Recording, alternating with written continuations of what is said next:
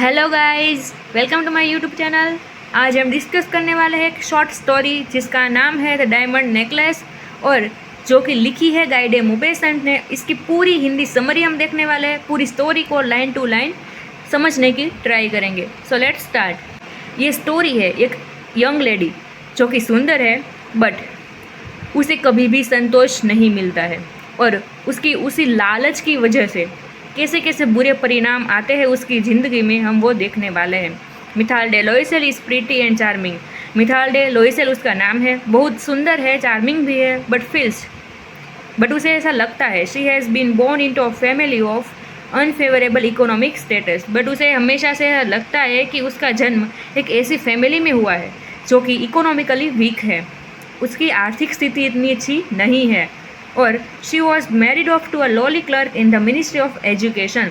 और उसकी शादी होती है ऐसे कम सैलरी वाले क्लर्क से जो कि मिनिस्ट्री ऑफ एजुकेशन में काम कर रहा होता है। Who can afford to provide her only with a modest to not uncomfortable lifestyle. यानी कि उसकी कम सैलरी के वजह से वो उसे सिर्फ सिंपल सी लाइफ स्टाइल दे सकता था। उसका मतलब ये नहीं था कि वो अनकम्फर्टेबल लाइफ स्टाइल दे रहा था, बट कुछ ऐसी उसकी बड़ी बड़ी इच्छाएं होती थी वो पूरी नहीं कर सकता था, बट जितनी उसकी ज़रूरत थी वो तो वो पूरी करता था। Methyl day feels the burden of her poverty intensely. बहुत ही बुरी तरह से मिथाल डे को लगता था कि वो गरीबी में जी रही है। शी रिग्रेट्स, वो अफसोस करती रहती थी, her lot in life and spends endless hours in imagine a more extravagant existence. और ये सोचने में ही घंटे लगा देती थी कि अगर उसके पास ज़्यादा पैसा होता तो वो क्या करती। While her husband expresses his pleasure at a small. बट उसका जो हस्बैंड था वो छोटी छोटी बातों पे प्लेजर दिखाया करता था, खुश रहा करता था। One night her husband returns home proudly bearing an invitation to a formal party hosted by the ministry of education. एक दिन क्या होता है कि जब रात के वक्त उसका हस्बैंड ऑफिस से रिटर्न हो रहा होता है, उसी दौरान उसके हाथ में एक ऐसा इनविटेशन था जिसका होस्टिंग किया था मिनिस्ट्री ऑफ एजुकेशन। यानी कि मिनिस्ट्री ऑफ एजुकेशन के द्वारा उसे एक बहुत बड़ी पार्टी के लिए इनविटेशन दिया था, और वो ही इनविटेशन लेकर वो आ रहा था, बहुत प्राउड फील कर रहा था। He hopes that Mathilde will be thrilled. उसे लगता था कि ये इनविटेशन देखकर उसकी वाइफ बहुत खुश हो जाएगी, सरप्राइज हो जाएगी with the chance to attend an event of this sort. इतनी बड़ी पार्टी में जाने का मौका जो मिला है।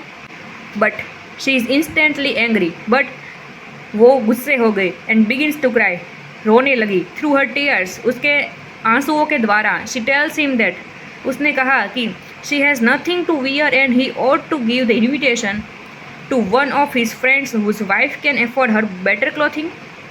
यानी कि उसके पास वो पार्टी के हिसाब से पहनने के लिए इतने अच्छे कपड़े भी नहीं है, और वो इतने बड़ी पार्टी का इनविटेशन लेकर आया है, और उसके फ्रेंड की वाइफ के पास कितने अच्छे अच्छे क्लॉथ हैं और उसके पास कुछ नहीं है इतना अच्छा।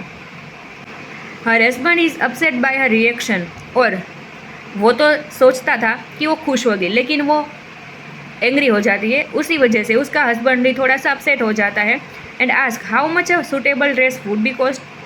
और वो कहता है कि तुम जो ड्रेस लेने वाली हो वो कितने की आएगी।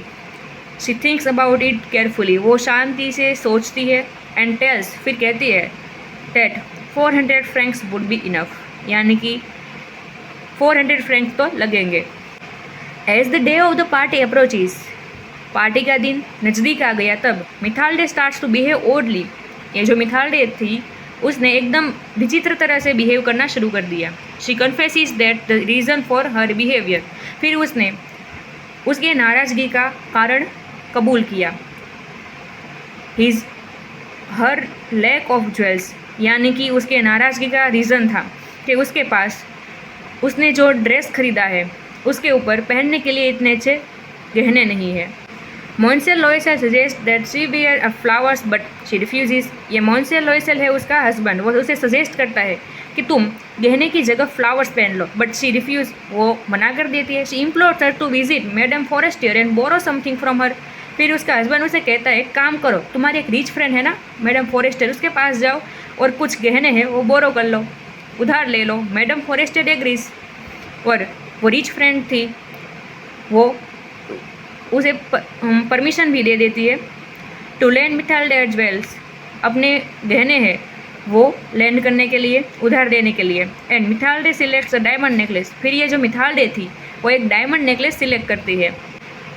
Eight the party Mathilde is the most beautiful woman in the attendance, जितने भी लोग पार्टी में मौजूद थे उसमें से सबसे ज़्यादा सुंदर कोई थी तो वो थी मिथाल्डे। एंड एवरी वन नोटिस हर, और सभी लोगों ने उसको ही नोटिस किया।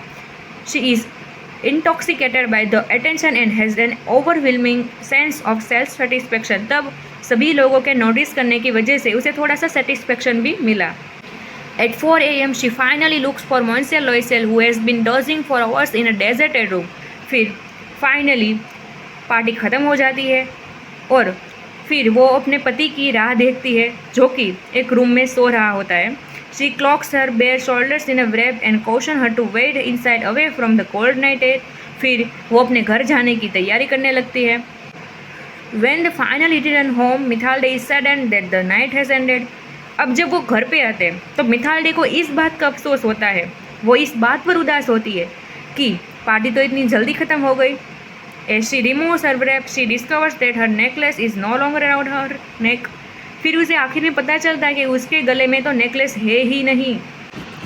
In a panic, Monsieur Loisel goes outside and retraces their steps. Terrified, she sits and waits for him.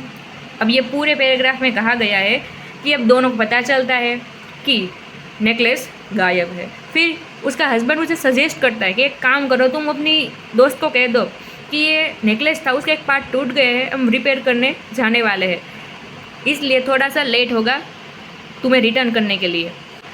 They continue to look for the necklace. After a week, Monsieur Loisel says they have to see about replacing it. They visit many jewelers. कई सारे jewellers के पास जाते हैं searching for a similar necklace, वैसा ही same to same necklace ढूंढने की try करते हैं। एंड फाइनली फाइंड वन, और फिर आखिरकार उसे एक मिल भी जाता है। इट कॉस्ट दोस्तों पूरे 40,000 फ्रैंक्स, इतने मिडिल क्लास लोगों के लिए कितनी बड़ी रकम है। 40,000 फ्रैंक का वो होता है। Although the jewellers says he will give it to them for 3600, फिर बार्गेनिंग करके वो 36,000 में डन करते हैं। और अब क्या होता है कि कई सारे लोगों से उसने थोड़े से पैसे उधार लिए होते हैं, कुछ लोगों के पास से इंटरेस्ट पे लिए होते हैं, तो सभी को लौटाने तो पड़ेंगे ना। तो उसी वजह से दोनों मेहनत करना शुरू कर देते हैं।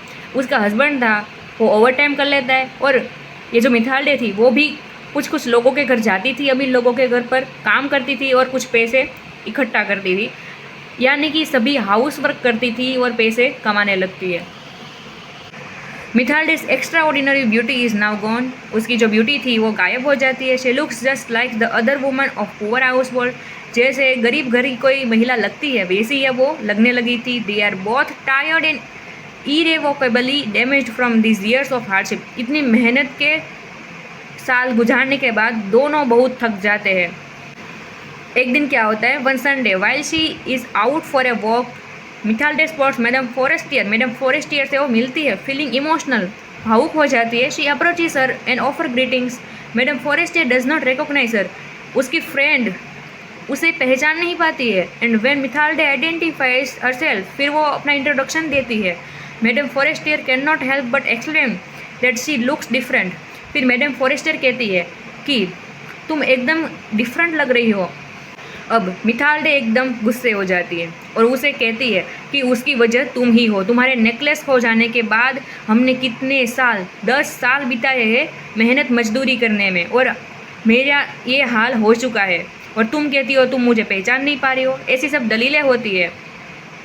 फिर मैडम फॉरेस्टियर उसे लास्ट में कहती है कि ये तो फेक था, ये डायमंड नेकलेस असली नहीं था। तब वो दोनों पर क्या बीती होगी आप ज़रा सोचिए। ये स्टोरी यही ख़त्म होती है और इसमें बताया गया है कि लालच का परिणाम आखिरकार क्या होता है, इंसान को कहाँ ले जाता है। ये स्टोरी को हम यहीं ख़त्म करते हैं। अगर आपको ये स्टोरी अच्छी लगी हो तो चैनल को लाइक, शेयर एंड सब्सक्राइब कर दीजिएगा। Thank you.